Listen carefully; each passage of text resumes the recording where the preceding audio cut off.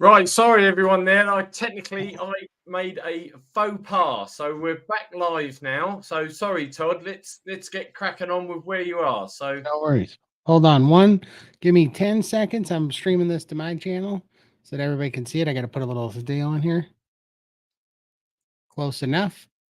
It's going to be a little There we go. I'm live on my channel. Howdy, howdies. Sorry, we're having yeah, technical difficulties, but we're back on it. yeah, Let's see. it's my error. No one else's. I'm a newbie to this streaming lark, and I went and pressed the one button I shouldn't pressed. I pressed it. So No back worries. to you, Todd. Can you take us through your story? Yeah, no worries. Yeah, my name is Todd Bachnes. I have a YouTube channel called The Carnivore Cure. 40 years old, and I've been carnivore for going on 16 months. And yeah, carnivore literally saved my life, gave me a second shot at it here. So I'm spreading the good word. So yeah, we're doing a little interview today, tell my story. So yeah. Yeah. So obviously the early days I flashed up the picture of obviously when you were at probably your largest. I'm taking that's probably where you were. So what was it that the carnivore was the solution? How did you discover carnivore? What took you there? Yeah, so let's see here real quick. Let me just pull up the picture for you so that people can see it. Because I know that you don't longer have it, but I'll do it here on my end. I should have it. Oh, This one? okay. Oh, there you go. Yeah. I was just saying it was before, so I wasn't sure if people saw it on this live stream because there Yeah. wasn't. Okay. Yeah, so I was 715 to 750 pounds in. That was about 16 months ago. And I was on oxygen. I had a plethora of issues. So yeah, so that was kind of where this thing started. I was I was realizing, you know, well, circumstances put me in a spot where I was finally at rock bottom and ready, had to find something and I found carnivore. Thank God that was an answer to prayer. But yeah, that turned everything around. So So how did you discover carnivore? Was it something you already knew about? Is it something you stumbled across? no, long story short, in 2017, my dad and my brother died. I got divorced. Life was pretty terrible. My health was bad. I had real lung breathing problems, asthma problems. I had reactive airway disease. Couldn't breathe very much. I'd been in the ICU, and then all this tragedy happened, and I was just to the point where I was not wanting to be around here anymore than the current conditions. But anyhow, I made a decision to stick around, and I was like, no matter what, I'm going to do something different. Like I got to get healthy, because now my family's, in a bad spot, and I didn't want to be somebody they're having to take care of. And that's where I was quickly, descending to. So I had to figure out something, and nothing I'd ever done worked. I'd lost 300 pounds twice in my life before and 200 pounds twice in my life before, but I always gained it back, and was always worse off when I did because it was always through calorie restrictive standard American diet bullcrap and starving basically. And I could do that for, longest I ever did was 17 months. Just didn't really eat much for 17 months, but then it always comes back, because you're not fixing the problem. Yeah, I found when I lost weight, I'd end up being bigger than I was before I started the journey to lose the weight. So I think Exactly. that's, so you weren't expected to have the various surgeries that they do for people of your sort of Oh, size. they wanted me to for my whole life because I was 600 pounds when I was 14, as I was saying before. But so yeah, they always wanted me to. But the thing was, my mom had gastric bypass surgery and it failed. She gained all of her weight back, and it learned because you learn to eat through it. It doesn't heal the problem. Plus, I watched her have complications after that because now you can't absorb nutrients, and I'm literally watching her waste away right now as a result of that. She's 80 and she made it, but she's had a bad quality of life, and she can't eat enough, and she's literally just wasting away because she can't get nutrients. And my sister had the lap band surgery, and she ate past that. Now my sister's carnivore, and she has the best results she's ever had. She's 7 months carnivore, and she's doing fantastic. And she's like, she found out the same thing I did, that when you do carnivore, it's the proper human diet, and you no longer have to be subject to addictions and food addictions. And eating disorders, you know? So See, yeah, it was interesting for me because I originally, when I went into carnivore, it was about my weight. I was concerned about my weight. My weight now is, it's not secondary, it's thirdly my interest now, because it's the health benefits, the energy levels that I have, the clearness of thought that I have. I mean, but obviously I was 70 odd pounds, probably heavier than I should have been. You know, you're talking multiples of that. Did you sure. get the same benefit, the clarity and all that as you were doing it? Good Lord. So the first thing that happened was, well, I'm going to step back just a little bit further because you asked me how I found carnivore, and how I found Yeah, carnivore was I stopped drinking soda, did that for a year, but I stopped drinking sugar, but I started drinking diet soda thinking that that was better because I was still, in the standard American, circle yeah, of crap. But then I started doing after a year of not drinking any calories, I dropped a little bit of weight, not a bunch, but I did breathe a little bit better. And then I went into a weightlifter's diet, high protein, low fat, moderate carbohydrate. That was the most miserable I ever felt. I was so sick on that diet. It was miserable. But I did that for 14 months, lost like 37 pounds in 14 months. It was terrible. But I couldn't stay on it anymore. I thought I was going to fall off. And I'd really, because all the tragedy, I was like, this is, I did that thing where I was like, no matter what, this time I'm not quitting no matter what.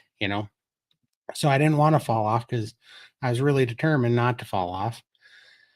But I couldn't eat any more dry chicken breast. I couldn't do it. It was so miserable, and I was so tired all the time and so depressed, and I mean, just suicidally depressed, full of anxiety. I couldn't do it anymore.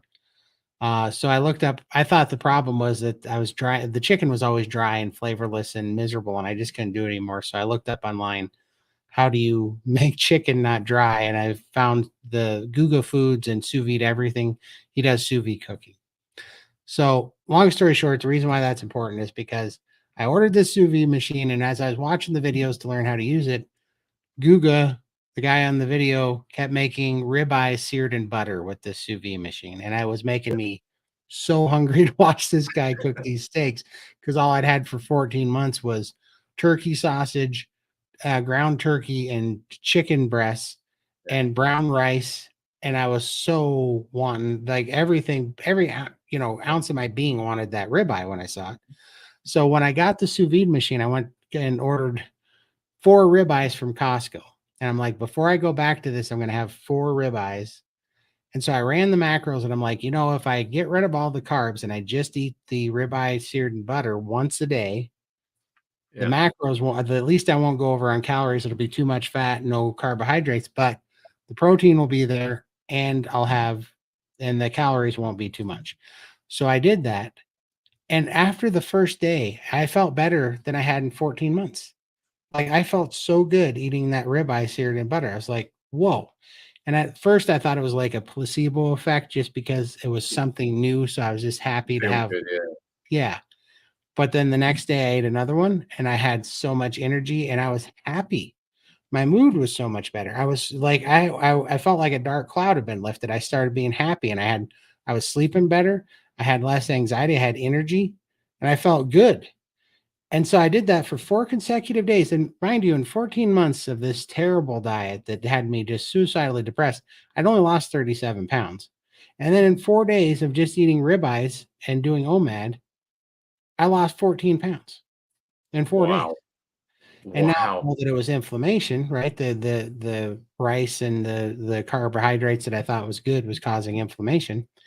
But that went away. But what I didn't know then that I now know was the fat lifted some of the depression and anxiety.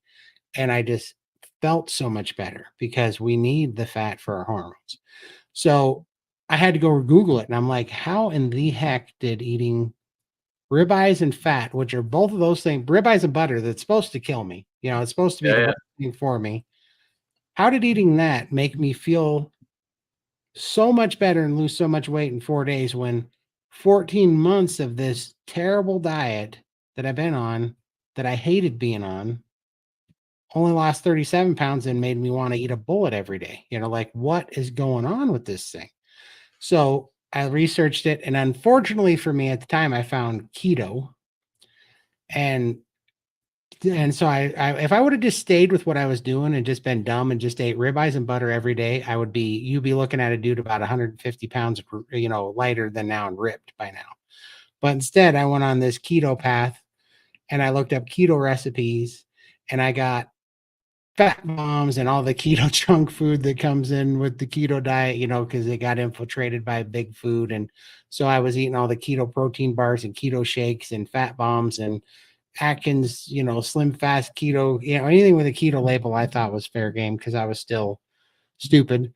And so I'm eating keto chaffles and keto pizzas and keto pasta and all this stuff. And it was dumb. It was all processed junk again, Yeah. But it was better than what I was doing. So I did have some results, but I never got rid of the cravings. I never had the results like I did on those first 4 days of just ribeye. I wish I would have put those two together. So, but it did get me researching keto. And that got me to where I found Jason Fung's book about diabetes, insulin resistance, fasting. So I was reading all his stuff. And one of the things that stood out to me there is I obviously knew that I was the poster child for insulin resistance in a big way. And I know that fasting is one of the best ways to lower your fasted insulin set point, which is just fasting and time is all that really brings that down. Fasting, time, and healing. So I was like, all right, I'm going to do a 40-day fast. I was like, I'm doing this 40-day fast and I'm going to see just what happens to get my fasted insulin set point down. And I made it to day 21, but like an idiot, I jumped in with both feet kind of impulsively. And I didn't take any electrolytes or supplements. And I was also already malnourished from, 38 years plus of 37 years at that time plus of standard American diet. Yeah. And I got so depleted on potassium that it screwed up my blood plasma, which I didn't even know was a thing. And then my blood wouldn't hold red blood cells. So my red blood cell count dropped. And the reason why I'm bringing that up and why it's important is because my immune system was compromised. And that was 2021. And I caught COVID right then when my immune system was down. So COVID went rampant. And not to get on the political side of things, but I did not agree with any of the COVID treatments or how it's, what was going on there. Because right then when I had it, a good buddy of mine that I had known for a long time was 38, pretty much same age as me, way healthy. He had COVID. He went in the hospital. He got the standard treatment in the ventilator, and he died 12 hours later. And he was dead. So I saw that just as I was going through it, and I'm like, I'm not going in the hospital. So I stayed at home, treated myself with things that I thought was right. And, that's all up for debate, but I made it through it. However, I got congestive heart failure and I had COVID long after that. So my oxygen tanked. I was in real bad shape and I started gaining even more weight now because my heart couldn't pump hard enough to get the fluid out of my body. My lymphatic system was even more compromised and I ballooned up to the picture you seen in that green picture and I had oxygen. So that's how I got right there. That's how I got there. That's why I was wearing the oxygen. And that's how this all started. In fact, just that actually was about 6 months down the road when I was looking better, believe it or not. But I had gone into the hospital because I fought it. I beat COVID, but I had congestive heart failure and I had problems. One of which is I would stop breathing when I was sleeping. I'd done that many, many times, but one night I apparently did it too long, and I had I just couldn't get my oxygen back up. It was in the 60% concentration, and I didn't know where I was. I was very confused, very sick. Something was really wrong. So I had to do the thing that I hate most in life. In fact, I'm pretty much sure I'd rather die than ever do it again, which was call the ambulance to get a 700-pound dude out of the house, which is not great. No easy feat. No. So there's a photo you shared that's, and I'm going to put up now, is to me is the most incredible picture. So, and it kind of emphasizes the difference in, the two situations you were in. So How far apart were the two images, and then talk us through the story behind this image? Yeah.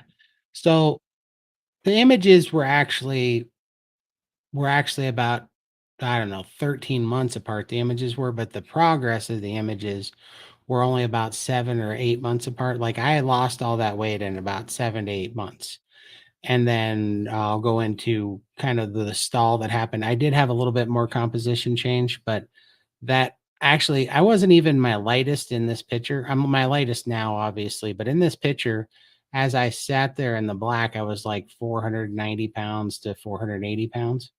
Yeah, But I had been down to 460 pounds, but then I did priming and I went back up to 480, which was fine because I lost 3 shirt sizes while I was doing that because I gained muscle and lean tissue and I healed, but I did put on weight. And your body, it's kind of like when you're gaining, you're not losing yeah. exactly. You know, you can either cut or you can bulk, you know, you can't really do two.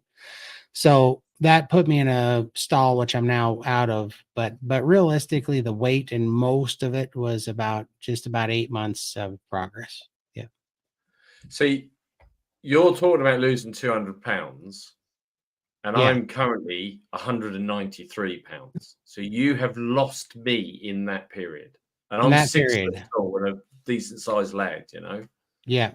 Yeah, for sure. I know it's crazy to think about, and it's crazy to think how somebody can get there. But I assure you that there's a lot of people that get there because it's not too hard when it creeps on 30 pounds a year, you know, a couple pounds a month, 30 Yeah. pounds a year, 10 years See, go by, you know.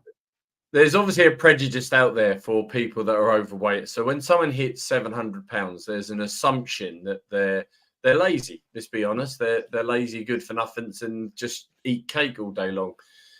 Now, I've obviously spoke to you prior to we doing this, and you explained to me about how active you are and all this. So, do you want to? Because I'd like to put the record straight for people that make that accusation. Yeah, absolutely. I'm just saying, I know that I'm not a lazy person. I've worked a full-time job since I was 14 years old. I worked 50, 60 hours a week. I have, you know, like in my professional life, I have a little side business. I'm always doing something. Like I'm not happy if I'm not doing something. I get very depressed if I'm not doing something, but I'm not as active as I want to be. But it isn't because I've never wanted to be. It's because it's always been a real struggle, right? It's been a struggle to carry that around. And I always knew, I was like, there's just no way that I'm this lazy person that people are portraying me. I used to believe that for a long time. And then I realized that that's actually propaganda that the food companies look at this narrative, right? So the food companies first tell you that this is all calories in, calories out. And the reason why they want you to believe that, so yes, calories have a place, but they need you just to see that narrative. And the reason why is because if you think it's all about quantity of calories and energy expenditure, then you won't have to pinpoint the difference between calories. Like you can say that Coca-Cola and cornflakes is the same as, you know, steak or lean chicken or even broccoli, whatever. They want you Mm, to not distinguish between the calories. They firstly and foremost want to say that they want to disregard the fact that nutrition matters and building blocks matter, and they want to push off their poison, their addictive crap, as being the same value as all those other things to be on equal playing field. First of all, that's the first thing they want you to see. And then that way, when it fails, because they're doing an impossible thing, they're telling you to go restrict how much Coca-Cola and cornflakes and Pop Tarts and Taco Bell you eat, yeah, because that should be easy, right? It's only designed to be 8 times more addictive than cocaine, but that should be really easy so that when you fail, because you will, because you're not only taking a drug and you're trying to moderate a drug that's 8 times more addictive than cocaine, you're also not putting nutrients in your body, and your brain screaming for nutrients, right? Because yeah, you are deficient. So they know they've created this impossible environment that they can now shift the blame on you. Because now when you go in there, every time they go, well, how many calories did you eat? Oh, you ate 3,000 calories today? Well, our TDDE calculator says that you're only supposed to eat 21 calories. How do you expect to lose weight if you can't control yourself? you know, and they play this stupid narrative, but it gets better, right? Then these bastards come around and they go, you know what we're going to do? We're going to create fat positivity, right? So now I can go to Todd and I can say, Todd, you deserve to be, it's your right to weigh 700 pounds. You're big and beautiful and you're not lazy at all. You're a great person and it's your right to be dying and have a shitty quality of life. Just don't look at what we're doing to you. Whatever you do, don't look at what you're doing to. It's Carl's fault because he noticed that you're 700 pounds, that dirty bastard. You make sure that you know that you're big and beautiful. I mean, talk about play us like idiots, right? Just sit there and tell us you did. I mean, put anything else in that place and say, Carl, you deserve, it's your right to have cancer, Carl. It is your right to have cancer. And anybody that wants you to not have cancer because they say it's unhealthy, well, what a bunch of bigots, Carl. What a bunch of bigots. And the amazing thing I found that when I was morbidly obese, everyone saw me as this happy-go chappy.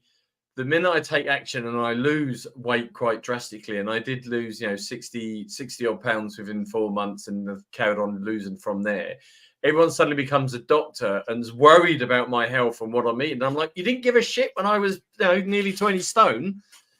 You couldn't give a monkeys.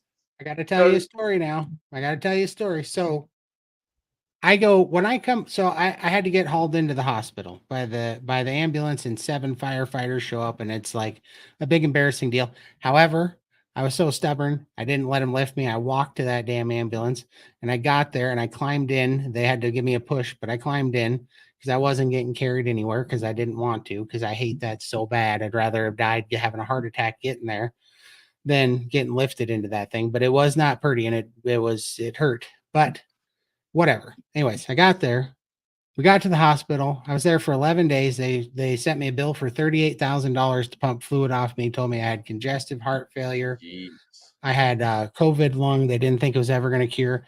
And then they sent me out with a stack of paperwork of all these appointments that I now needed to make, because now I had a pulmonologist and I had a heart cardiologist and I needed a sleep study and I had all these things. I mean, they must have just been going, oh boy, he's quite the customer now, because they set me up for every test under the planet of people that I now had to go to. Now, I'd seen all this play out with my dad and my brother and my mom. And you know what I noticed was I watched my dad from the time he was like 38 to the time he died when he was like 71 or 72. He went to all those things, came back with more drugs, and his quality of life slowly deteriorated. His medicine pile got bigger. He never got healthier, and everything, his whole life got revolved around what doctor's appointment he was going to next, what test he was taking next for 30 years, plus. So I just came home and I was like, I'm not doing any of this. And I threw that crap on my desk and I'm like, I'm not going to any of these. I'm going to figure this out with diet and I'm going to pray. And I did seek God, a bunch during that time. And then that's when I changed Carnivore. But what I want to tell you that pertains to what you just said was 6 months later, I was down 205 pounds and I was off oxygen. My resting heart rate went from 107 beats a minute to 68 beats a minute. My oxygen saturation went from 88% well on 6 liters of oxygen to 96% off oxygen. My depression and anxiety was completely gone. I was completely mobile again. I could, go wherever I wanted. I could stand up. I was super happy. My skin was better. My lymphedema was exponentially better. Just all these problems that I had. So I decided to make my 6-month checkup with my cardiologist and tell him the good news. Also, I'd stopped taking all the medicine, the gout medicine, the blood pressure medicine, all the heart pills and the statins and all the bull crap. I stopped taking all of it, and I wasn't on any medication. And I was just the picture of health. The healthiest I'd been in forever. I go and I talk to my cardiologist. I tell him all the improvements. He sees it. I tell him everything. And the only thing that son of a bitch said was, I'm worried about your diet. Oh my God, that's so unbelievable. Well, it's not unbelievable because it is what happens. It's incredible. So before we go across to see any of the comments on the side, because obviously this is a live cam, and obviously we want to let people ask questions, etc. Yeah, and sorry, I can't. Well, let me see. Yeah. I don't see any comments on my. Oh, there I've got some. I'm going to flash them out in a second. Okay. When you talk about addiction, I've always pointed out that, with the exception probably of gambling, most addictions are plant-based. So if you look at alcohol, tobacco, all the various different other drugs. So go on, Todd. I was a gambling addict. I'm not joking. That was my. So that was affected as well then. Yeah, it went away. It completely went away. So I had it pretty much under control, but it was always on my back. It was always there, and that whenever I think honestly, I think all addictions and compulsive behaviors are, at least in my experience, were from anxiety. Because what happened to me when I was on Carnivore about the it was October, so it was October 26th, 10th month mark. I'm picking that date because I chewing tobacco, nicotine, for 26 years, and I was chewing, basically it would be the equivalent of smoking 2 packs of cigarettes a day for 26 years. And I quit cold turkey, not because I wanted to. My body told me I didn't want nicotine anymore. I did not want it. It started making my teeth feel funny. I started losing the craving for the nicotine, and I quit cold turkey last October 26th, and I haven't had a craving for it or touched it since. And that's when I started thinking about things. I no longer had a gambling addiction. I had no propensity to gamble. I no longer was compulsive. I no longer was addicted to nicotine, caffeine, sugar, or eating, period, even hunger. I have zero addictions, and I have had and I have zero compulsive nature now. And I had that my entire life, on all of those things, on all fronts, and it's gone. That's incredible. So I'm just going to go over to some of the comments. So your partner in crime, I've seen a number of your posts together. So she's driving along, Lindy. been listening in. So well done, Limits Linda. I'm a big fan of yours, by the way, Linda. So and then I'll show this one. This is George. He's my partner in crime. I call him the puppet master because he's very clever. He's very active carnivore. He's had an amazing story, but he always manages to get me doing things, on the carnivore, because he'd rather get me to do it. So I call him the puppet master. So welcome, George. Thanks for joining us, and good to see you. Then we've got LEM. I assume she's one of your people, is she? Yeah. Hey, I appreciate you. So she's a top girl, and there's a nice one here. Keep the story going, Todd. And we're going to get plenty of it out tonight, so I want to do it. But all you guys in the feed, please ask any questions you like. Oh, I like this one. Oh, love this. Thank you, Trina. That's fantastic. Thank you, Trina. Right? I was going to make a joke and say but she was clearly talking about my accent. yeah. So I'm British from Irish parents, so I've got a bit of a mixed bag of an accent. So I'm not hello, ding dong, how are you doing, old China? What? As a good old Boris would do. I'm more of a hybrid of sort of a British Irish accent. So thank you for your comments. And there's a fantastic. I've metabolic paramedic. He's fantastic. I've followed a number of his stuff. Great guy. Good evening. Nice. Thank you for welcome to come here. So I'll go back to, whoops, sorry.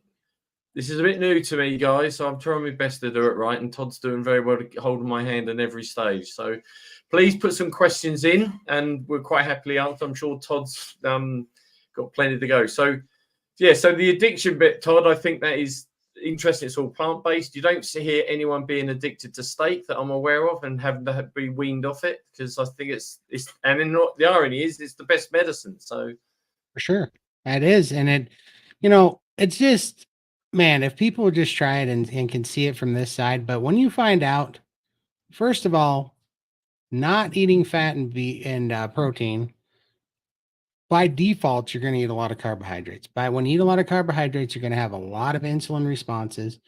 Insulin is an incredibly, aggressive hormone that's going to cause insulin resistance, and it's going to cause hormone imbalance.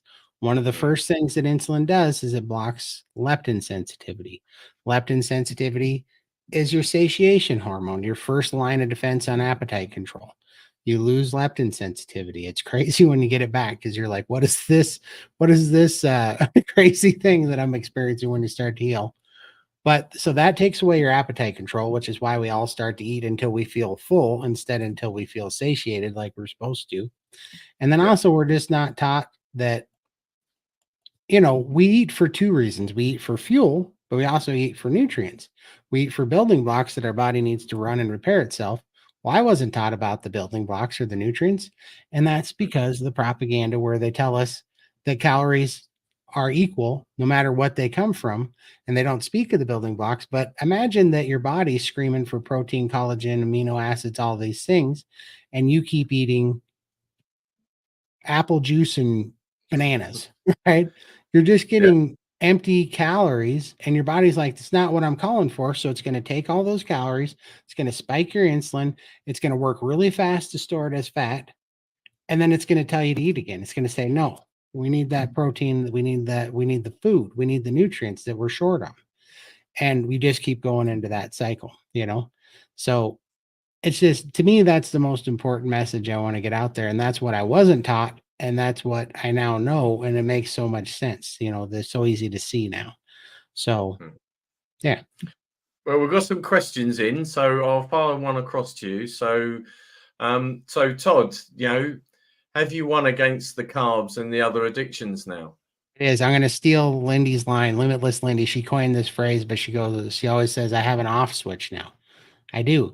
I don't.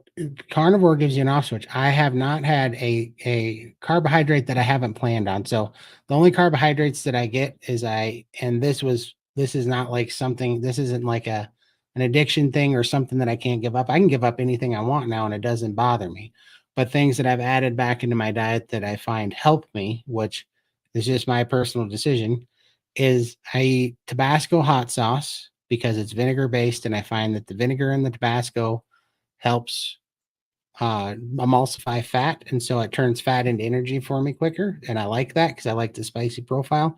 Also, it appears that when you pickle things or ferment things, vegetables, that it neutralizes the oxalate, so you don't have a big oxalate problem. Like I don't get inflamed or have like an immune response or an allergy response to it or a histamine response.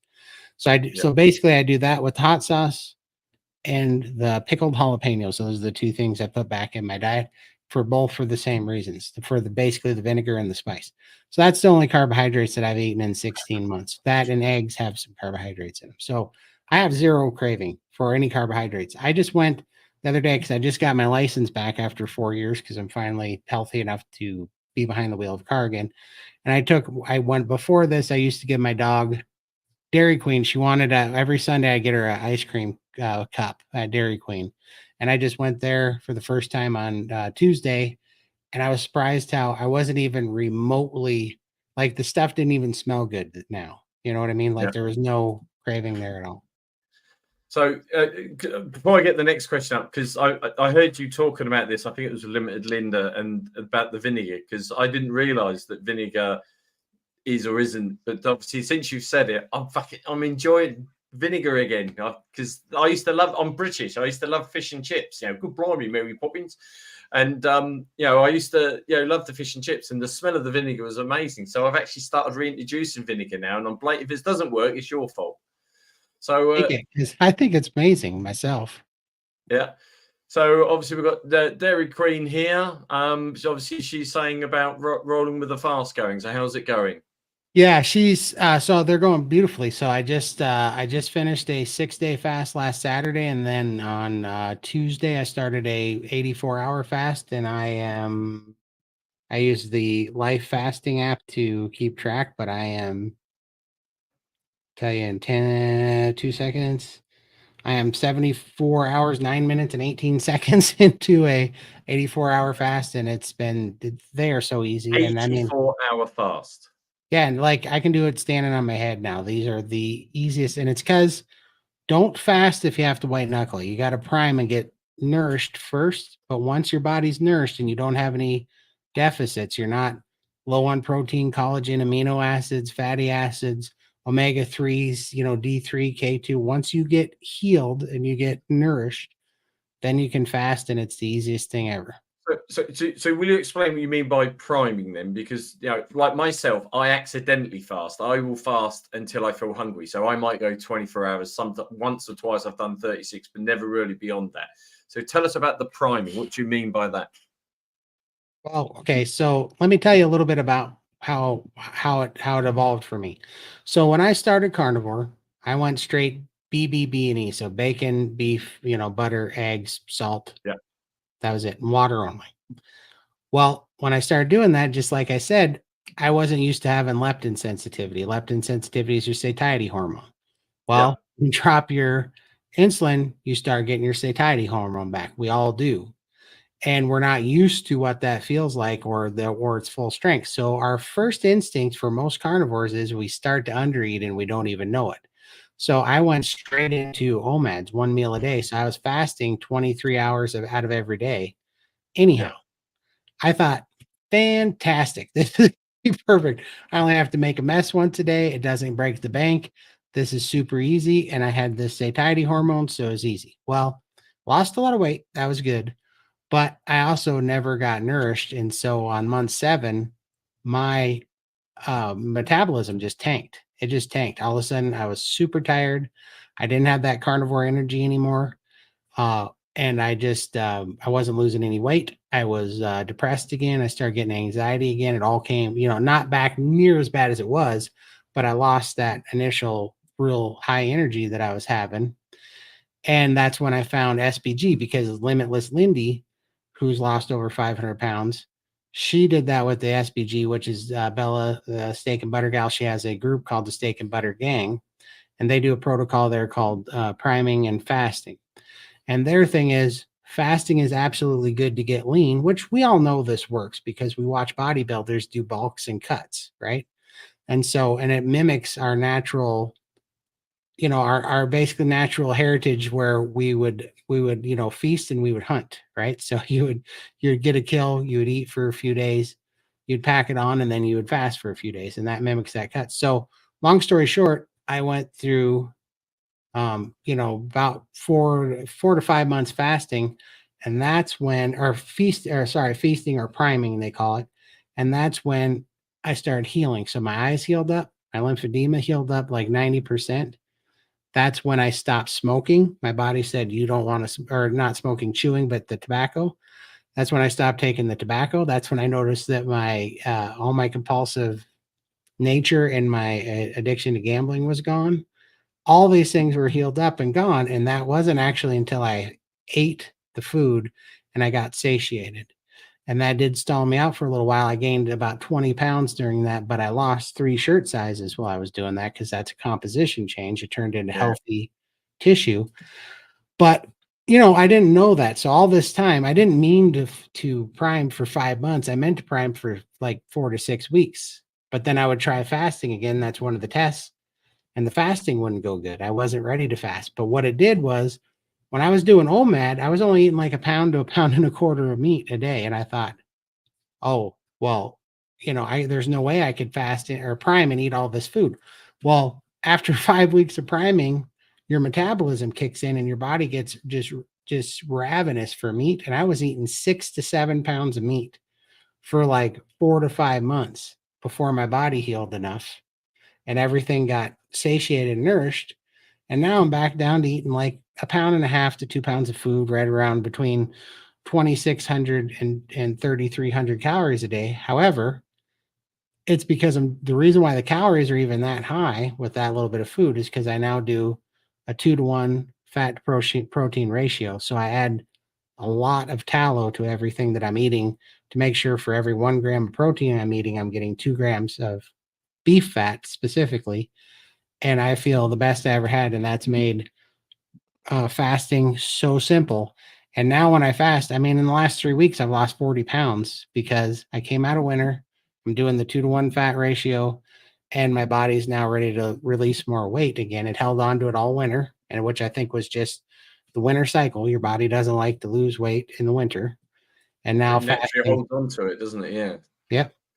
So So while you're on fast, there's another question coming. I'll come to Champion Within in a minute because she's asked a question prior, but this ties in with what you're saying. So there's a question here from my man. Right. Yep, that's what I use. Okay. Yeah, do you check your ketosis before you fast, or are you in ketosis most of the time? I'm in ketosis most of the time now, but I was not until. All right, so this is a fun thing. This is a fun thing I found out. This is why I love this community and having these talks, because this was super fun. I found it out talking to a guy named Craig. But I have lymphedema, right, and it's about 90% healed, but that means that I have a compromised lymphatic system. Well, the fat that we burn, the stored fat we burn, travels through the lymphatic system, which means that basically I have a little bit of a barrier to entry of efficient stored fat to burn, right? I'm still working on healing that. So what happened was I was having a heck of a time getting into ketosis. Like for a long time, even when I was losing a lot of weight, I was not deep into ketosis at all. Then I started priming, and I was never into ketosis when I was priming, just never. And finally, I figured out why. And here's what happens, especially if you have a compromised lymphatic system. This, I believe, is true. I don't have a study on it or anything, but this makes the most sense that fits what happened to me. When you have a compromised lymphatic system and you start doing carnivore, the weight was coming off at first because my body was still healing. But then what ends up happening is the metabolic process in my body for gluconeogenesis healed faster than my lymphatic system did. So the process, the path of least resistance for my body to make energy actually became turning excess protein into glucose and burning it rather than burning stored fat. Mhm. So I had to be very careful now, where I didn't at first. I didn't have to. I could eat 150 grams of protein in a meal and I would not have an insulin spike. But all of a sudden, as my body healed and that process for gluconeogenesis healed and my hormones healed, it started turning the excess protein into glucose.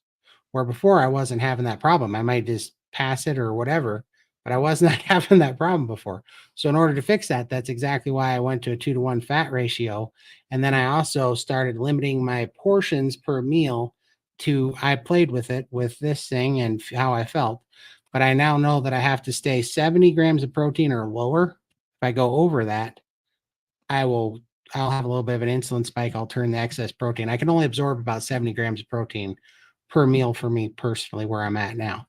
So that made all the difference. And do you have to adjust that as you're losing weight? Because obviously your body is constantly in a state of flux, really, isn't it?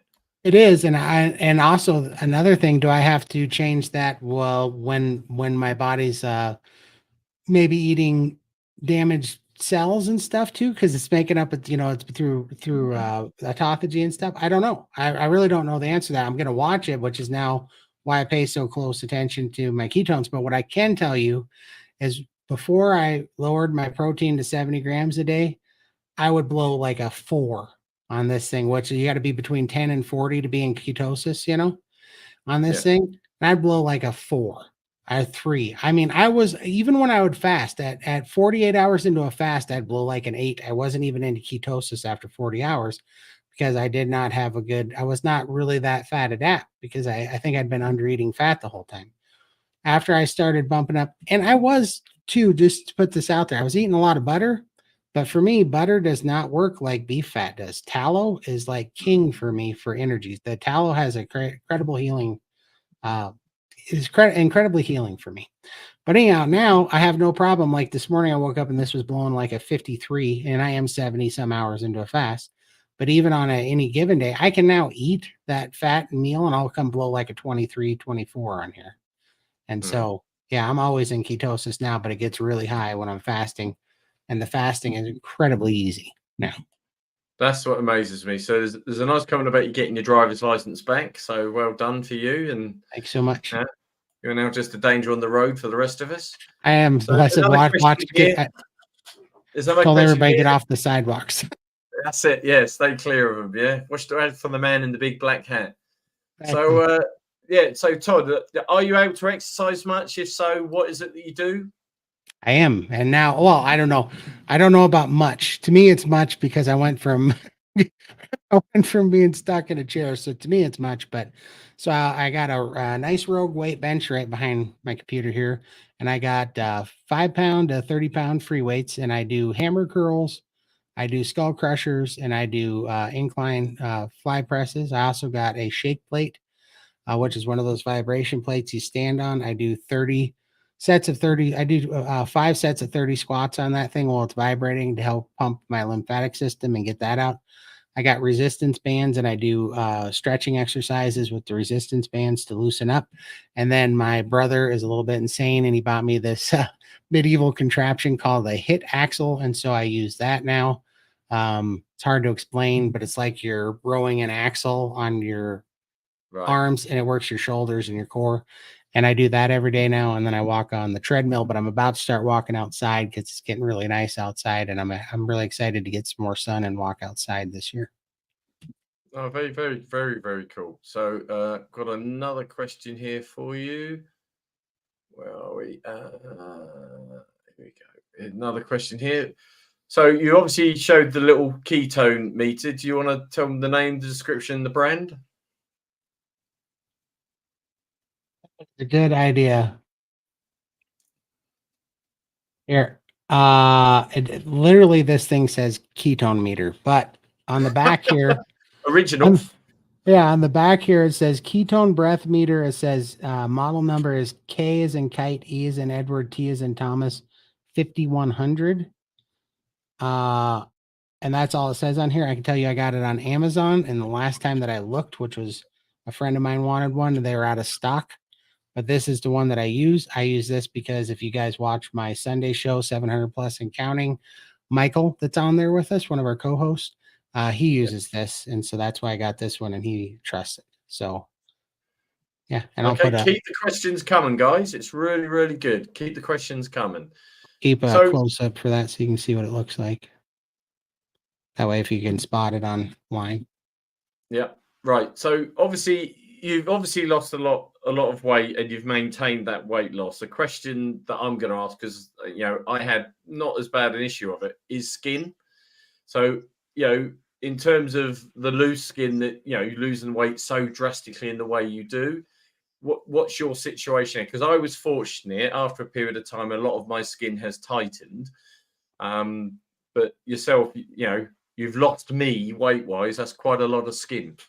Yeah, I could reupholster that couch behind me with the blue skin I have, like no problem. So yeah, there's not enough years in my life and autophagy that's going to eat that skin up, right? So I got to get it cut off. But what the question is when? And I have many plans, but I've studied it a lot. I've talked to Dr. Baker about it. You want to be as lean as possible when you get the skin surgery because it's less likely to scar. Right. Plus, you want to as healthy as you can have. You want your lymphatic system healthy because if you have a compromised lymphatic system, it dumps the lymphatic fluid that's supposed to dump into your blood to go to your liver and get filtered out of your body ends up back in the body and being stored, and that's some kind of dirty fluid that can cause infections when you cut out that much skin. So originally I had plans to get it done the winter, this December of 2024. But after researching it, I decided I'm trying to make adult decisions now and not get in a hurry, right? And so I think I'm going to wait until 2025 so that I can give myself the best shot. Because if you're not lean enough when you get it cut off, everything once it heals, it settles wrong, so you can have like cross-eyed nipples going. Yeah. So I'm going to try to get leaner, but that's the plan for the winter of 2025, definitely. And do you have a target weight for that? So I don't know. Okay. Can you put that picture of me up with that has the overlay? The double picture, yeah? Yeah, the double picture. So as of today, I'm 200 I wish I was 200. I'm 458 pounds. But in this skinnier picture, me in the black, even right there, I was 490 pounds. Now, Most people say that I don't look 490 pounds in that picture. I don't think that I look like other people that look 490 pounds in that picture. And the only reason why I bring this up, it's all semantics and I don't care. But Yeah. for me trying to figure out, you can drop that picture now. For me trying to figure out an actual, what my actual, I want to get to about 24%, 20 to 24% body fat, which is seems to be a pretty healthy, just by watching, a pretty healthy fat ratio for carnivores. Like if you're not carnivore, like closer to 18% is better, but carnivores seem to look better and very, very fit, very, very solid, very lean looking at about 24%. Take Raymond Nazow from SBG gang. He's got abs at, he's like ripped at 24% body, or 23 point something. So that's more of the goal, but I don't know what my weight is actually going to be. And I also have to take in consideration that I'm going to have 40 to 50 pounds of skin that's going to come off. And then also carnivores. I'm just watching this now. I'm an admin at the Steak and Butter gang, and we watch people go through their journey. And if you take the TDE calculator, that those body weights are based on a metabolically sick population that are malnourished. So carnivores tend to weigh a fair amount heavier because they have more dense bones and muscle structure, and they're more fit, they're healthier, they're dense. So I personally think that when I'm going to be looking toward it, when I get somewhere around 300 to 280 pounds, knowing that when they take the skin off, that's going to put me right around, 230 to 250, somewhere in there. I think that's where my range is going to be, somewhere between. I'm going to reconvene and see what that looks like when I get there, but that's kind of my plan. So, because this kind of ties with what you're saying, then someone's asking the question, what's life going to look like 5 years from now for you, Todd? I want to see how young I can grow. So basically that's my new plan is I just want to get, I'm going to have to get 3 skin surgeries because it's too much to do at once. So I want to do that. And then I want to, I want to grow my YouTube channel because this needs to get out there. Like, I get people that say you're spreading lies for money. Well, full disclosure, I've made $62.36 off of YouTube since I've been doing this. I mean, I am killing it, baby. So none of this has to do with money. I've spent so much more money than that getting this word out because this is killing. I watched it kill my brother. I believe it killed my dad. I watched this killing my mom right now. This environment's killing our friends, killing our families, and we're told that it's all normal, that everything's okay here. There's nothing to see here. Just take drugs. And so in 5 years, I hope that I'm making some sort of impact on making people so healthy that the drug companies are going bankrupt. That's what I'm hoping, or at least starting to, making a difference in their bottom line. And that's great attitude to have. I think that's awesome. So you talk about the scarring side of it. I revealed to you before, I had skin cancer and I had 18 stitches in my forehead. And as you can see, there is not even a mark on it. I had 18 stitches across here. That's impressive. Had a melanoma taken out. So, and I think a lot of that was the bone broth and my skin just healed amazingly, to the point that when I went back a week later, they went to take the stitches out and they said, why did you leave it so long? And I said, what are you talking about? And they said, well, this is 2 or 3 weeks, two and a bit weeks worth of skin heal. And I went, no, I had it last Friday. They wouldn't believe me. They wouldn't believe me. Yeah, so that's awesome. So there's another question here. So it's about fasting, which is a question I'm quite interested in here because, as I said to you, I'm an accidental faster, as and when I'm not hungry, etc.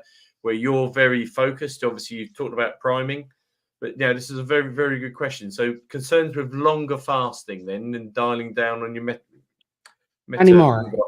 And that's a fair question because before I was nourished, that was a real problem. But now I know exactly what it feels like.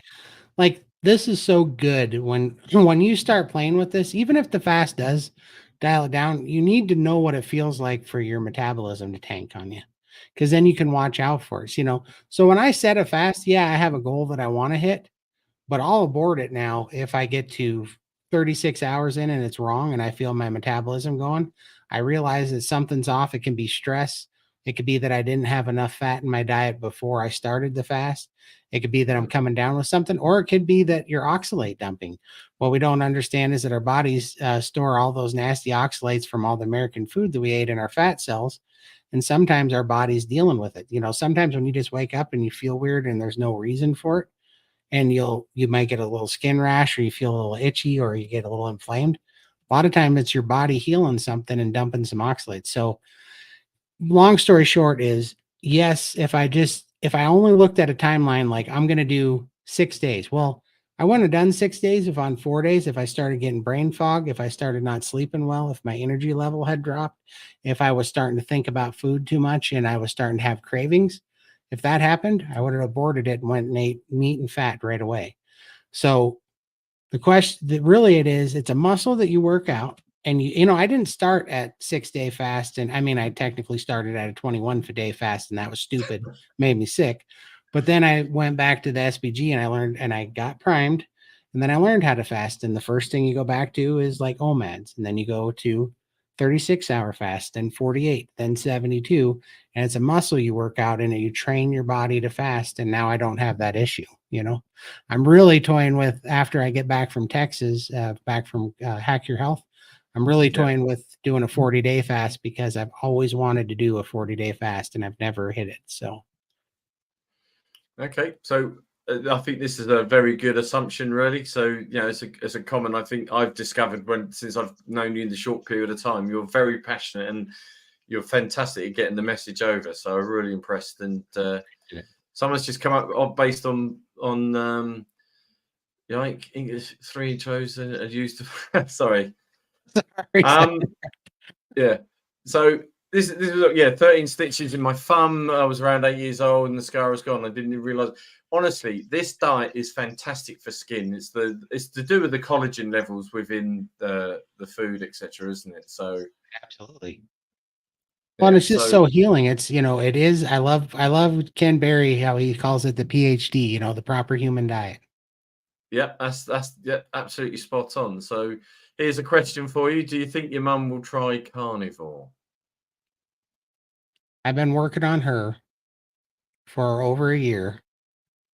She's got Parkinson's, she's got dementia, she's got a brain tumor, she had gastric bypass, and she's basically just given up. She's too much. She's a carb addict, and I put her on it, but right now she's throwing a fit. And I finally just said, all right, you can eat what, she's like, I'm 81. I should be able to eat what I want to eat. I'm not gonna, I'm dying. So let me eat what I want to eat. So I said, that's really what you want. I threw up my hands, said, you eat what you want. But I tried. But the problem is, and this is why I'm so mad at bariatrics, this push for bariatric surgery being the magic pill, is because the problem I was having is she can only eat 4 to 6 ounces, maybe 8 ounces of food a day when it's meat, because it's satiating. She doesn't have the stomach for it. But if it's sugar, if it's juices and sugar and pasta and bread, well, she can eat double that. So when she eats carnivore, she will not get enough fat in to make her healthy. So I just had to let her go and do her own thing. And so now, I mean, it's gonna take her soon. I know it will, because I know how sick she gets when she's on this diet.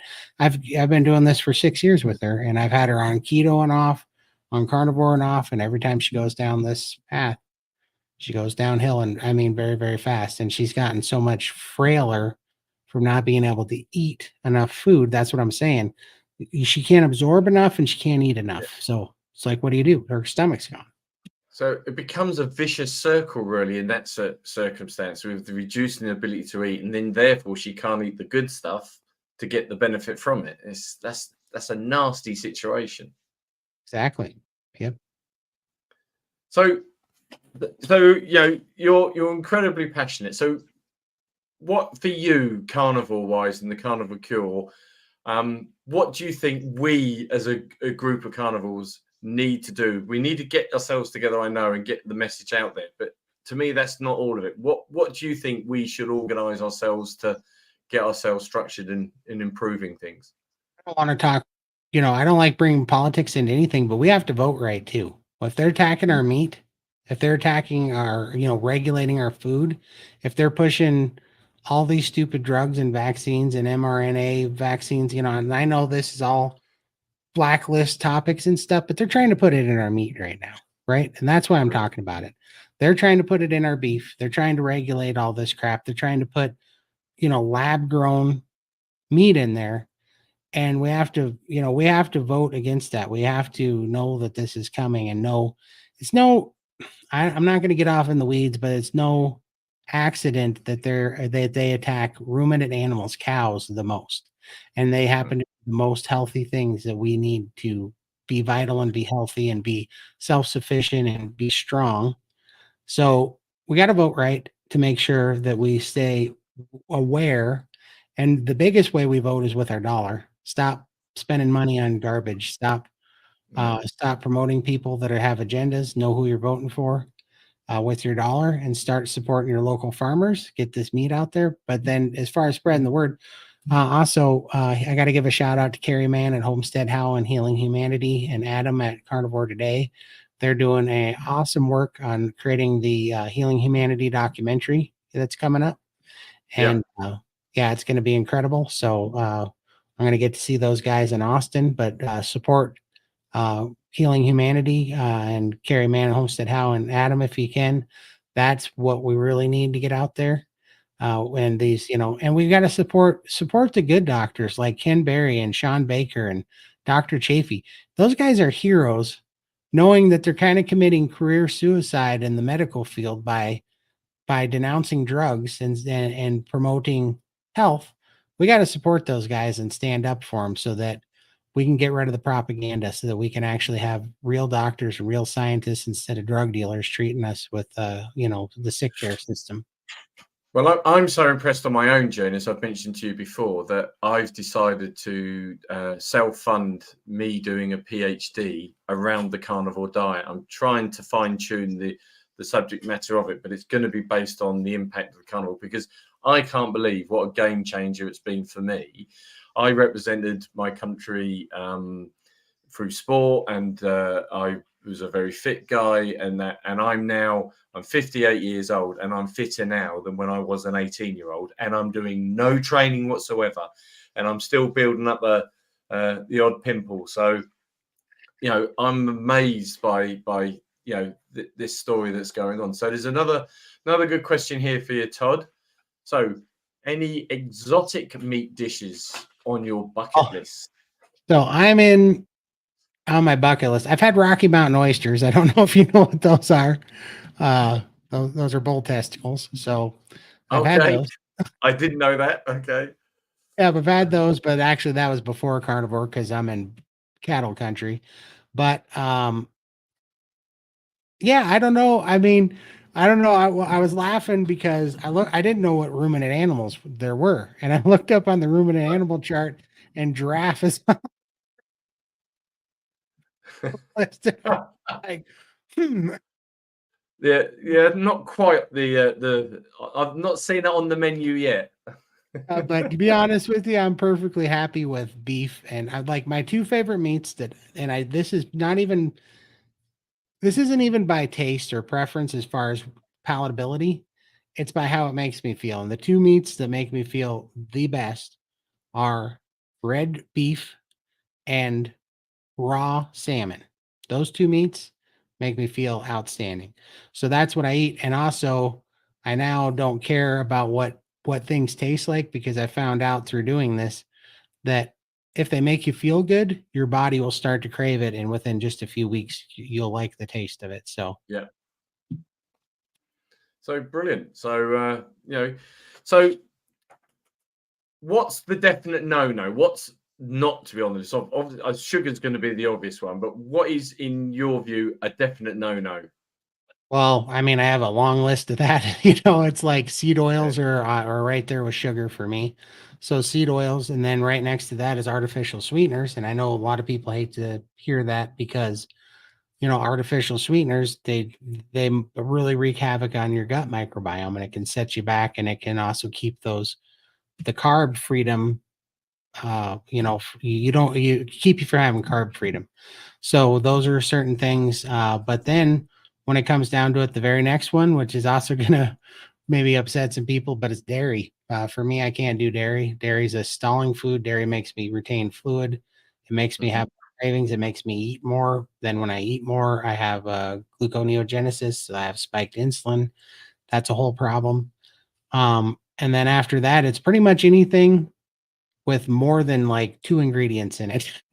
Oh, like I don't know why we have to have so many ingredients in it. So I will use the occasional spice like rosemary or thyme, but I make sure it's just one ingredient and that it's freeze dried organic, and then I don't have any problems with it, you know. I So do have you have tried? You say the dairy. Have you tried the raw milk as well? the raw milk I haven't tried. I haven't I just because I haven't, you know, I wasn't driving, so I couldn't get out everywhere to try Oh, to yeah, scope yeah, the yeah. area to find it, and it's not easy to find here. So I haven't tried raw milk, but I tried pretty much everything else, and yeah, I just don't eat it. I use it as a treat, like it's my cheat. So like for instance, I love prime rib with horseradish cream sauce, and so during Christmas or whatever, I'll let myself. It's just minced a horseradish with sour cream, and I'll add that to my prime rib, and that's like my splurge. Okay, right. So I just seen this in brilliant. God, I knew there's going to be more than one of us with PhDs. We're going to become the authority in the subject. I would happily work with you and help you at all on that one, my friend. No problems at all there. I need more So of we you have guys. another question here. Are you a water only guy, or do you put anything in it, Yeah. salt or anything else? So this is the wildest thing that I'm drinking. I'm drinking it today because I ran out of everything else. But this is the bubbly, and it's lime flavored. But this probably isn't great for you. But this is this is the dirtiest thing that I drink, and it has nothing in it, but it does have that terrible little moniker under the ingredients. It says other natural flavors. So it says carbonated water and other natural flavors. So I drank this because I ran out of San Pellegrino, and my mom drinks this, and this is one of the healthier things. But yeah, pretty much, I have only had that San Pellegrino or other just plain sparkling waters, and then tap water for the last 16 months, and that's how I prefer it. Right, brilliant. So, and teas, coffees, do you do anything of that nature? None at Yeah. all? Nope, none at all. My biggest addiction was to soda, even the diet soda. And that's why this is when I found this stuff. So for 5 weeks, I made a lemon drink out of this. I would take this lime bubbly. I'd put volcanic organic uh, lemon juice in it. And I would use a little bit of liquid stevia. And I did that for 5 weeks. That was all I drank. Then I was able to get off that and go to water. But then I noticed, hey, I'm not using any caffeine. I had accidentally kicked the caffeine habit, so I have not wanted to get back to it because I've had so much more energy and I felt so good that I never went back to coffee or tea because I used to drink it all the time.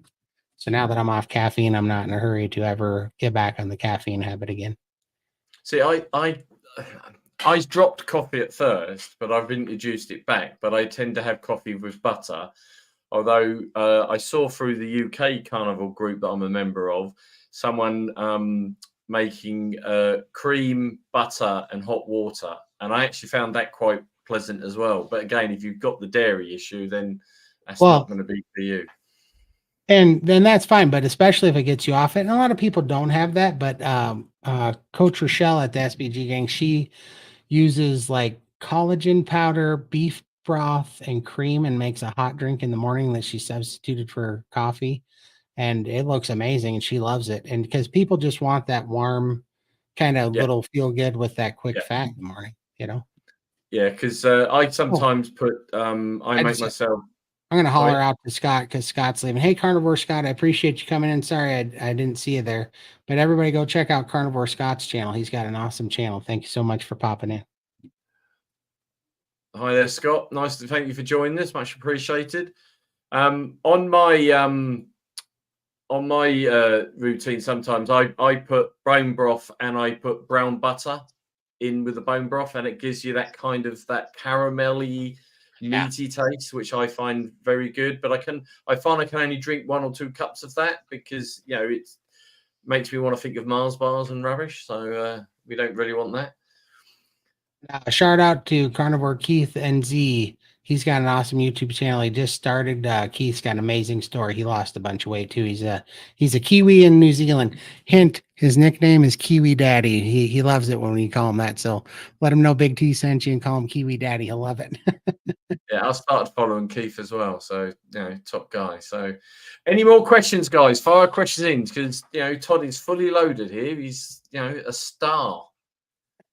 I don't know about that, but I definitely have a lot of hot air dish spreads. So, well, I was going to put out to the listeners is what would be their one thing you couldn't live without on the carnivore side? Either it's the bit in the naughty side or the good side. Give us some sort of comments so we can discuss that. And same with you, Todd. What's the one thing you couldn't live without? I mean, this is cliche, but it's ribeye for sure.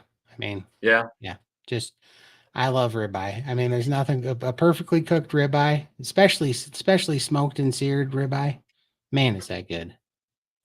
There's a good comment just come out. I just want to highlight this one about fluoride being in certain drinks because I found since I've been on Carnivore within a couple of months, I stopped using toothpaste. And as you can see, I've got fairly white teeth and my teeth actually have got whiter by just using water and a toothbrush. So, what's your view on this? I'm really happy that you put this up here. So here, I'm about to, and I can't believe I'm going to do this because it's just like, oh, how much stuff am I going to give up? I'm about to stop drinking carbonated water altogether for 3 months and see how it feels. The reason why is my brother's carnivore, but he's healing up from MS, and so he's got some autoimmune function things. But he gets dizzy when he drinks Perrier, San Pellegrino, any of the sparkling waters. And I thought it was just him. I thought it was something else. It couldn't be the sparkling water. But then his son started drinking it, and his son got dizzy from the sparkling water. Oh. So he said, man, it's the dizziness. And I have had spells of dizziness off and on that I didn't used to have since I've been doing it. And so John's brought that to my attention. So I'm about to stop because I think there's something in the sparkling water that's causing us to get dizzy, and I don't know what it is. So I'm going to stop it for 90 days. I don't get dizzy every day, but just like this morning when I got up, I just sat up quick and the whole world was spinning. However, I'm on a fast, and that's not totally weird when you're on a fast. If you get up too quick, sometimes the room will spin. So, but it's happened enough lately, even when I'm not on a fast, and I was making excuses for it, like, oh, maybe I'm oxalate dumping or whatever. But now it's time to find out and eliminate the sparkling water. So starting next month, I'm eliminating sparkling water for 90 days, and I'm going to see, because I feel like you got to give 90 days to anything if you're going to really test it, So if you're going to do it properly, then take a picture using the same camera and monitor either fortnightly or monthly, and then see if you can do it, because that way you've got the intermental sort of progress, if there is progress and whatever. So. Well, I was going to practice. Like the reason why I'm not doing it right away, because I'm now counting down how many days when I sit up that I'm dizzy. And I sound stupid, right? But I'm trying to get, this is a random, it's a moving target. So I'm trying to figure out a baseline of how dizzy I really am, because I haven't paid that, because it's not a life-changing thing. It's just, 5 seconds of dizziness. But I'm sitting up fast on purpose to see if I get dizzy. And then if I do, I'm writing it down so that in the 90 days, I'm going to try to match that same speed that I sit up and try to write it down and see if I get dizzy after I get rid of it. So, okay, because the other thing you've got to take into account is, as your body shift is happening, your balance is being affected, because your middle ear is working on your current size and stature. And if you then go and 3 weeks time lose another 40 odd pounds, your body's having to readjust again. So you've got to take that into consideration as well. Yeah, that's true. And especially because, like I said, I've lost like 40 pounds in the last 21 days. So for sure. Yeah. And exactly. I love Eric Berg. I think I'm going to get to go meet him when we're at Hack Your Health. So I'm looking forward to that. And I know he's a keto guy, but I kind of started this journey watching him. And I think he's got good information, but that's why I also didn't suspect it either. but I am dizzy. My brother's dizzy, and now his son. So I'm going to definitely be checking into it, and I'll report back with you guys and let you know. Let's see, what will that be? May, June, July. So beginning of August, I'll know how I did. So I'm going to do a little report on it. Okay, cool. That's excellent. Someone else has put another interesting comment up here. Found that carbonated water. So I'd never thought about this about carbonated water. This is all new to me, and it's weird because when I was on my normal American standard British diet, whichever you want to call it, I hated sparkling water because I thought it tasted like dried So up bitter. paracetamol. Yeah, so bitter. And then I loved still water. And then since I went on carnivore, I thought, well, I want the extra minerals. Perhaps I'll try it. And suddenly found it really refreshing and enjoyable. And now I'm reading this. You're breaking my heart, guys. Trust me, you're killing me. Okay, I drink so much. I get the 25 ounce, 750 milliliter glass bottle San Pellegrinos at Costco, and I drink like, well, that's another thing to go into. I was drinking about 12 to 15 of those a day. Big, a ton, like 2.5 gallons a day. But wow. when and which was a problem, right? Because that was my only addiction that I had left. I was hammering those things and I was peeing all the time, but I was addicted to them. But what I found out was when I started upping the fat, now I will only drink about 3 of those a day. So it's like next to like a fraction. And that went when I started taking the fat. I talked to Sean Baker about it yesterday, in fact, and I asked him, I'm like, what is the deal with that? And he said that can't remember exactly the answer he gave me, but basically the components in fat help you balance your electrolytes much better. So if you're under eating fat, your electrolytes are going to be out of balance and you're going to be thirsty. And so that, I think, is what was causing that, because I literally went from drinking 200 to 300 ounces of water a day to drinking 30 to 60 ounces of water a day. So it's crazy. Right. But I'm right there with you. It's my favorite splurge every day, because you can have it if you're fasting, you can have it if you're eating, you can have it anytime, and it's my only thing I have left that I really enjoy. And I'm like, oh, I can't believe I'm cutting this out. But there is also a danger, which I probably suffered when I first did it, is drinking too much water, because you start peeing out some of the electrolytes or the salts that you need, because you're flushing your system too well. So there's that balancing act of finding that right level. So for sure. And now I feel that I'm finally there too, for sure. Yeah. So I think that's a point of view. I'm no doctor or scientist, so I wouldn't know. That's all part of the learning stage for me on there. So me too. So Todd, if someone wanted to get into the carnivore, what would be your advice? I always ask all the guests this one. So I went into it day one, bang, did it. Did have a little bit of keto flu or carnivore flu, whichever you want to call it.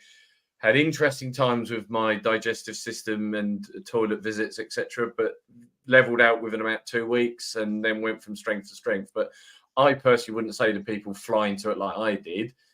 So what would you suggest? I was going to say the same thing. So in my mind, I feel like I flew into it. But then what happened is I've been so successful with carnivore. And I don't just mean all the stuff that healed's been great and the weight's been great, but my real measure of success is the fact that I don't have an eating problem anymore and I have no addictions. So that to me is success, because everything else is going to pan out. Like I still have a couple 100 pounds to lose or whatever.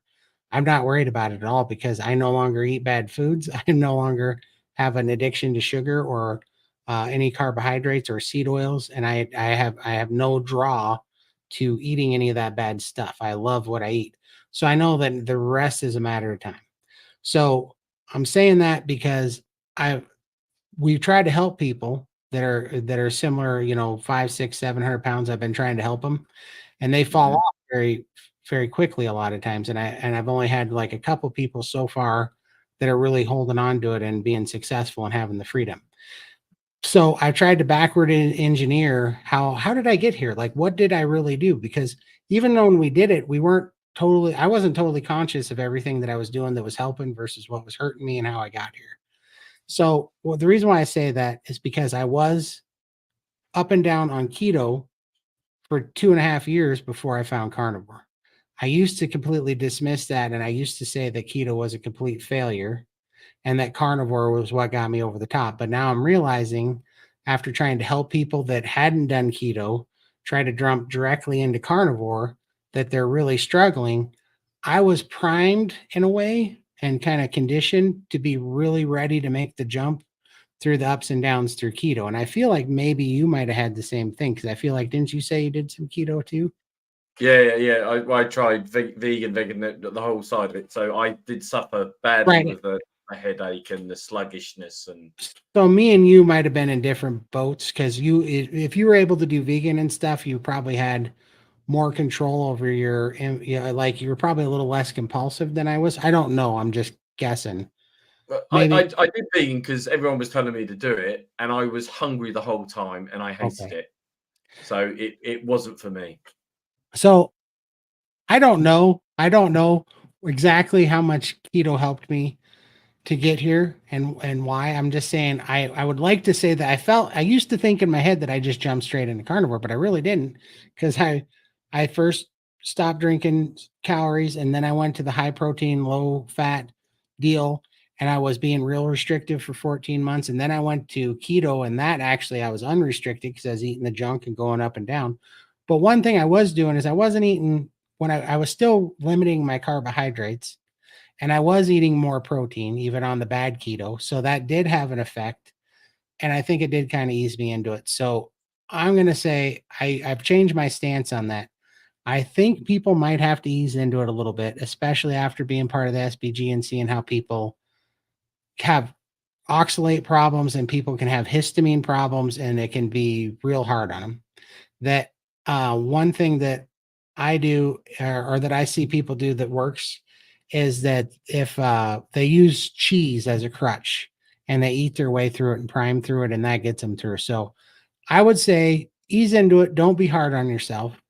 Don't assume because you had a bad day and you fell off that you're failing. It's not a failure. If you do 2 days of carnivore or ketovore, and then you fall off for a day, that's not ideal. And you're wanting to get better, but you're also just starting out, and it's better than eating 2 days or 3 days of standard American diet unfettered.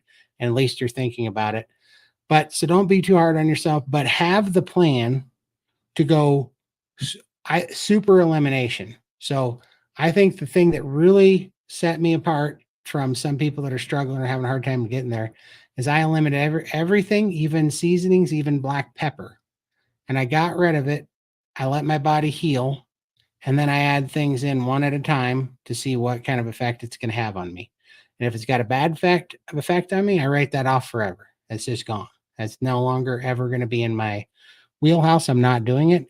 But I could have never known that, and I could have never felt the freedom that I had until I just basically ate beef, butter, bacon, eggs, and salt and water. That was what it took. And now I'm free. And so you can ease into it, but you need to have a goal and a game plan, and don't make this take years and just float. You need to have a target, a plan, and you need to get there as soon as possible. You have to make it sustainable to get there, but then get there and hold it and let yourself really get free from the carb addiction and the sugar addiction. And then it's easy going. Like, this is the easiest thing in the world for me now. Yeah, well, I've always said we are living our own human experiment on ourselves through this diet. And the other thing I say to people, if you do fall off the wagon slightly, there are no carnivore police. You're not going to be grabbed from your house because you ate a sweet. And the final point I like to make is I always look at when people are struggling, I say to the carnivore diet, it's a 1-day diet. Just eat carnivore for 1 day, go to sleep, wake up and do it for 1 day. Go back to sleep later, wake and do it. It's that easy. You don't have to think, oh my God, I've got weeks and months of doing this. So there's a couple of comments. There's clearly something in this sparkling water, because you're not alone with this situation. So that I'm finding that quite intriguing, because I had vertigo from doing my judo days and all that, and then funny enough on Carnivore I've had the odd dizzy spell. So I'm just wondering now, am I thinking it's vertigo or is it something else? So You want to do a 90-day challenge with me? I'm getting tempted. I'm telling you what, I think that could be a challenge I'll have to take there. So It'd be fun. We right. could just set up a WhatsApp group or whatever, and whoever that way we could, because the more data, the better, right? We can actually figure this out. You're on. I'm in. Right, Let's we'll do it. do that. We'll set that up. All right. So Yeah, especially for anybody that's in here. You can email me or you can email Carl. I'm at thecarnivorecure@gmail.com. Send us emails and we'll set up like a Discord or WhatsApp group if you want in, and we'll start the first of next month. So the 1st of May, we'll start. And then because if you're having dizzy spells and you're wondering and you're drinking carbonated water, if you want in more data, the better, right? To find out if this works. Absolutely. So we've got a question here. What was the most challenging addiction and what did you do to beat it? I think you have probably touched upon it. By far soda. Yeah. Soda was the worst addiction I had. Soda was by far worse than nicotine. Soda was by far worse than the gambling. The number 2 would be gambling. Soda was number 1. Soda was the worst addiction by a long shot. And I had to make that, I had to be BBB&E and get rid of all the other crap, but drink the lemon juice that I made. And it took 5.5 weeks. And then I had this insatiable thirst for water, switched over to that, and I never went back. And that's been almost 16 months now, and I'm free from it. And I prayed a lot, for sure. Okay. So Keith's put in here that, like me, he went like a bull out of the gate. So yeah, we say bull in the china shop here. So he obviously had other indications in there. So I do think if I was to do it again, I would have done it a bit more gradual and probably a bit more controlled, as you say, elimination and then reintroduction scenario. So I think that's a valid point. Yeah. Oh, I also want to make a shout out too, and this is insulin and insulin resistance. Vertigo is linked to insulin. That could definitely be it too, for sure. I hadn't considered that. I just put it down. I had vertigo years ago, and I've just got it back. But actually, now thinking perhaps there is something in this. Yeah, for sure. But I want to give a shout out too when you're talking about how to start carnivore. And I'm going to like full transparency. I am an admin at the Steak and Butter Gang. I do not get paid to be there. They did give me my free. Now I have a free subscription to there, so I get to go there for free. It was $30 a month to join US, but I don't make any money for saying this, but I would recommend joining the Steak and Butter Gang if you're new to carnivore, because it is, I think it's the biggest carnivore help group, support group online. And it's just incredible. Keith is there, Lindy's there, I'm there. And several people that are in this chat right now are all part of the Steak and Butter Gang, and the support that it gives you for $1 a day to go in there. And when you're having an issue, they do 5 to 8 Zoom calls every week, and you can post your questions in the comments on the event page, and you can also raise your hand if there's enough time. They have doctors like Chafee and Baker and everybody in there. So to me, I didn't do that. I didn't get there until I was 7 months into carnivore. And I thought, I don't need a stinking group. And then I went in there. I was like, oh, this is fantastic. What was I thinking? Because I learned so much in there. It's just incredible. So I would definitely hop in there because it would have saved me so much trouble. I wouldn't have changed my metabolism if I was in there. That I went there and they fixed my metabolism after the damage I did to it for 7 months. Yeah. So who would you say are the biggest influences for you then? You've mentioned a few names. Who would be the influences that's probably set you up the most? In this order: Gary Taub, Dr. Robert Lusting, and then Dr. Ken Berry, and then Sean Baker too, and then Joe Rogan, and also Jordan Peterson. Those are my Hall of Famers. Yeah, the Jordan Peterson interview with Joe Rogan was the thing that made me think, hang on, there's something in this. So yeah, I mean, in my opinion, Jordan Peterson is the smartest man alive, and he's doing lion diet. So it's like, yeah. Okay, so there's a comment about the your Steak and Butter Gang. So it shows it's not just you saying it's a genuine. I know. I promote it so much that people think that I'm like I have an affiliate link or I'm getting paid. I'm not. I just love that place because I love that it's a place that I can send people that have all the questions. Everybody has 500 questions when you first start, and it's like so hard, but there's 75 to 300 people in each Zoom call that are all going through the same things you're going through, that have all either gone through it or just hitting it, or they went through it a year ago. and everybody, it's such a good think tank and such a good database to give answers. And all of these people, they don't have a bias, right? They're not selling anything. They don't have any reason to bullcrap you. They're all just trying to get their health back. And they're like, yep, I ran through that. And this is what I did. And with enough of those people, you can see what the clear answer is, because all the commonalities come and it raises to the top. And you're like, that, let me try that. And it works. There's so many things for me that work like that. So a major influencer for me was Professor David Diamond, with his, looking at the so-called medical reports and claims, and then pulled them apart. And now I think he's someone that's, if no one knows him, he's someone well worth seeing some of his posts. So, and Chafee too. Chaffee's right up in that alley too. He's really good at the medical reports. Chafee's the king of plants are trying to kill you, aren't they? So he's a little intense for sure, but I do like that he does do his research though. Yeah, I wouldn't argue with him. He's a big lad. Yeah. Right, so I mean, we've been going an hour and a half now. Are you still okay for time? So I know you've got to do something with your dog. So I've got 25 minutes. Okay, so please fire any more questions, guys, if you want. We've got loads of comments, but obviously it'd be good to get some more questions in. Yeah. So Todd, we were talking earlier, because one of the things I'd be interested in part of my study is you've been a large person through the vast majority of your life. And you did talk, I think we spoke before, about your bone density, because obviously big people have this, side of it. Are you getting it measured, or have you planning to have it measured? What's your? Yeah, on May 30th, me and it's May 31st.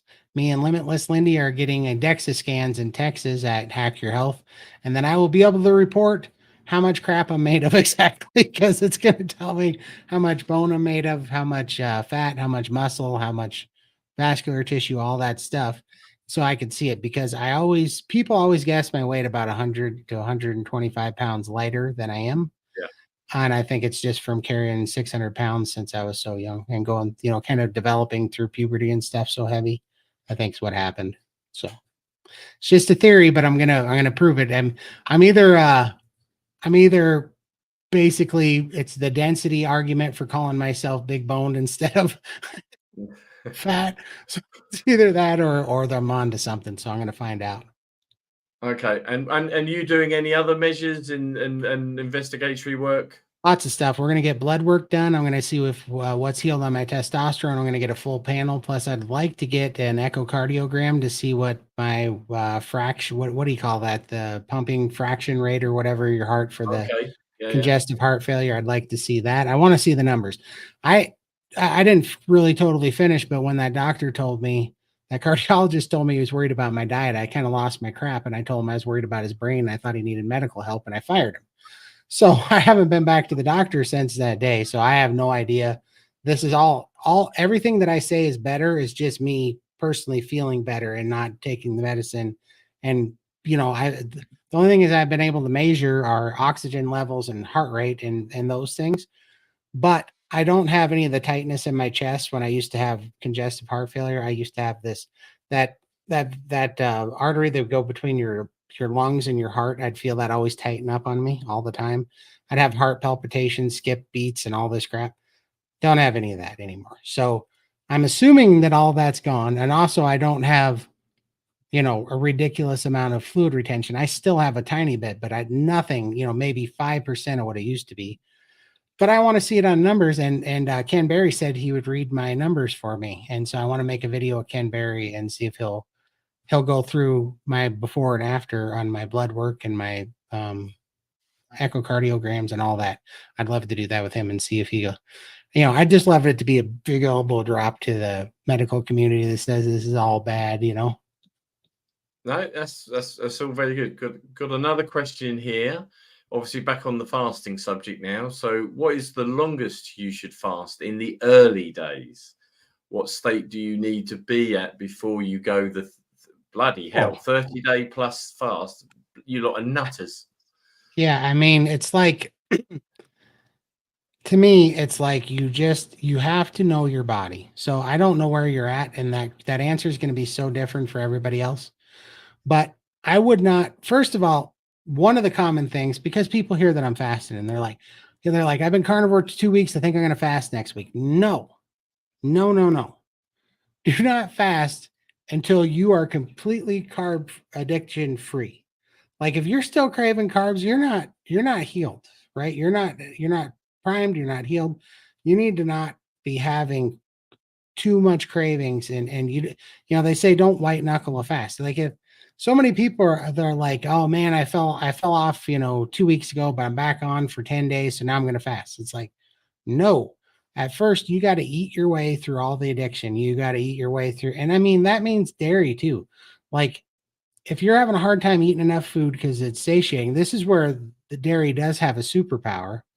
At first, when you're trying to prime and you don't have the appetite for meat and you get meat aversion or you get palate fatigue, eat that dairy because that dairy will bump up your appetite and then you'll eat more meat and it's all fat and protein anyway. So I mean, yeah, it's got a little bit of milk sugars in it, but it's way better than anything else you're doing. So eat that and then eat your way through the feelings. One thing that I did was I kept waking up early on when I was first doing carnivore, and my mind, I was just in a pit of anxiety. My mind was freaking out, and I would wake up and it was like I was having a conversation with myself, and my mind was saying, this is stupid. You can't do this forever. Nobody could just eat meat for forever. This is just another failed, stupid diet that, like all the last ones. You're not going to keep doing this. Just give up. Just eat sugar today. Go get a pizza. You feel like crap, and it just like, it was literally, my head was just going off. And I would just be full of anxiety, and I felt like I couldn't face the day. And I came up with a protocol. And because my friend was DoorDash, I would order a pizza. I had that thing on speed dial, and I could have a large pizza and a large wings here in 20 minutes, And so what I did is I made a deal with myself that I could order whatever I wanted, whatever junk food I wanted. But before I did it, I had to eat bacon and eggs until I was stuffed and give it 1 hour. And that was the thing that kind of freed me, was eating through there. And I would eat a bunch of bacon and eggs until I couldn't eat another bite. And then that anxiety and that craziness would go away. And it was just a carb addiction withdrawals happening, right? It was just withdrawals. And that would go away. But I had to eat my way through it. So I didn't start fasting again until I was free from all the addiction and I didn't have any problems with cravings anymore. Even then, I was still undernourished and I had a hard time fasting, but at least, so basically, long story short, if you're going to fast, and don't do it until you're free from carb addiction. And then once you do it, if it gives you cravings, or if you have brain fog, or if it's giving you anxiety or depression or any of that stuff, then you're not ready and you got to keep priming. So that's the answer to that, basically.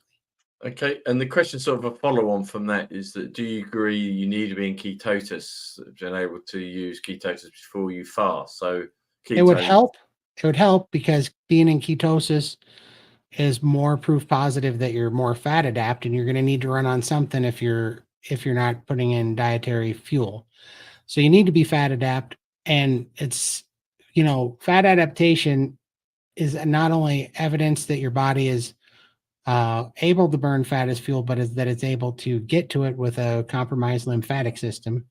So because there's a few barriers of entry there to get to that stored fuel, which is another reason, for whatever reason, that vinegar does a lot for me. I feel like vinegar has helped that process for me. So, but yes, you should be in some kind of ketosis before you start.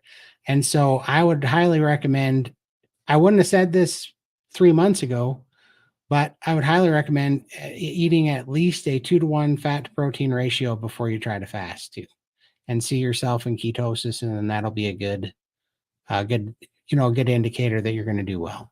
So, okay, that's a very valid point. So, because it was interesting because I noticed that the best time I was losing weight or body fat was when I was eating more fat than anything else. And it got to the point I craved the fat more than I did. And I think it's Dr. Kiltz. He thinks it shouldn't be carnivore. It should be fativore or something. He says, And I do find that if I, for whatever reason, if I'm low on the fat side of it, the following day is I'm not sluggish, but I just feel that I'm not at that prime position sometimes. So I think the fat is a major influence for me. So you say 2-to-1 to fat, yeah? Yep, 2-to-1 is my favorite. So I try to do.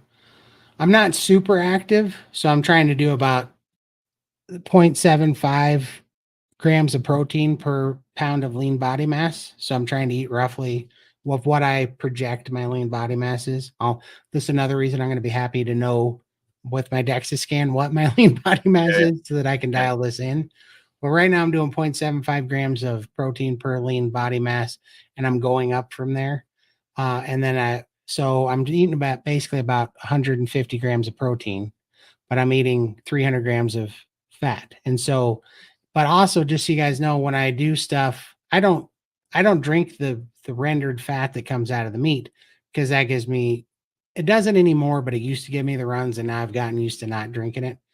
So I figure that I'm only getting half as much fat as whatever my macros work out. So let's say ribeye says that it's got about 6 grams of fat per ounce of ribeye.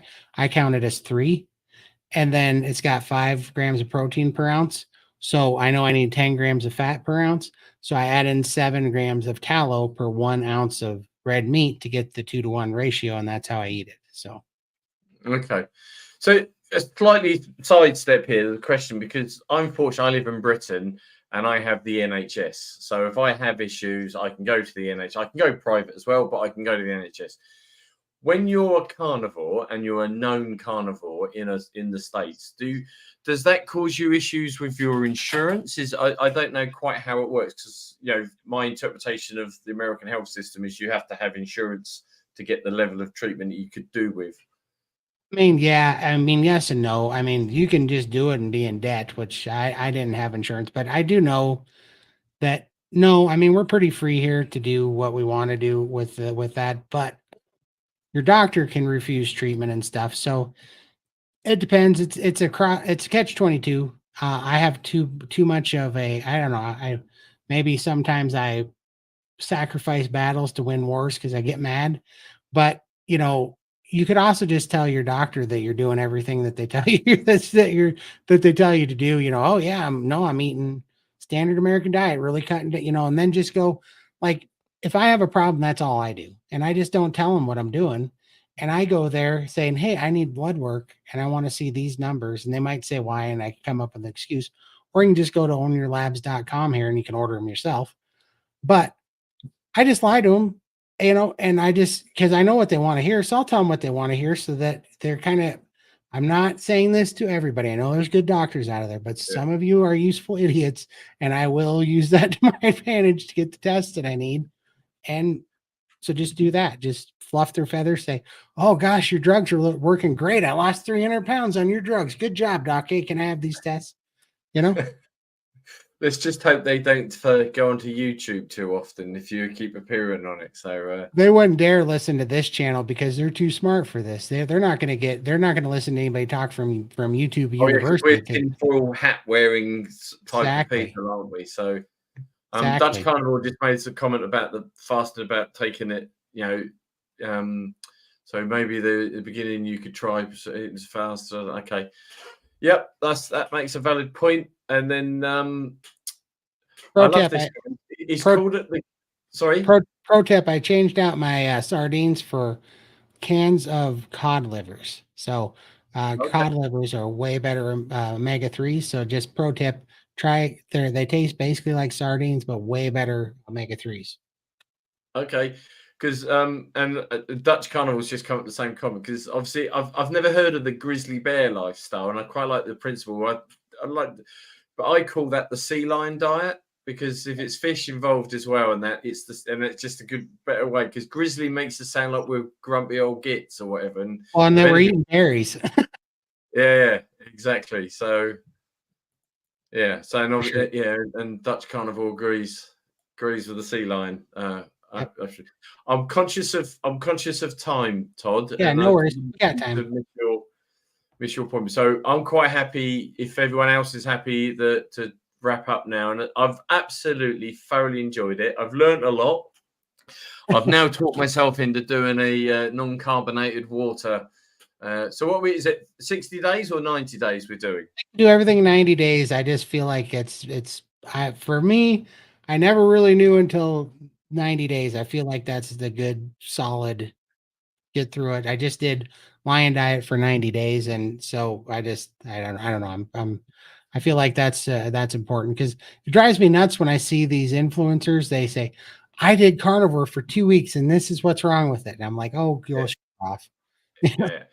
I did the line diet just after Christmas or in the new year, and I did it a month, and I enjoyed it, and I got some benefits, but it didn't tick the box for me. So Oh, it didn't for me either. But so what I found out is I don't miss butter, I don't miss bacon, but I do miss eggs and salmon. So I'm gonna do lion with eggs and salmon. That's what my diet is now, and that's what it's gonna stay. Is lion diet plus eggs and salmon. Okay, cool. So well, I should actually have got him on screen really, because the number of questions he's asked, and that he could have been one of the participants in this. So do appreciate that, metabolic paramedic. I am going to wrap up now, guys. So Todd, I can't thank you enough. I'd love to do something again. Well, we've got 90 days stuck together now to do this progress. So let's do it. So I appreciate everyone that's joined us and watched, and I hope you've enjoyed it. Sorry about the false start. That was my technical error, but I'm still very much learning about this. No worries. I wanted to give closing, Todd. Yeah, one shout out to, we do a really fun show for anybody that's interested, or especially if you have a kind of a real serious weight problem. We do a show on Sundays, every Sunday live. It's 5 p.m. Mountain Standard Time in the US, but it's called 700 Plus and Counting Down with Michael and the amazing Limitless Lindy. And it's all about, helping people lose, that are really stuck, and kind of getting people that are kind of hiding in the shadows because they feel like they're too big to be helped. And so we want to get that message out there. And if you guys would support that show, we'd sure appreciate it. Right, brilliant. So we'll say good night, everybody. Have a great weekend and keep carnivoring.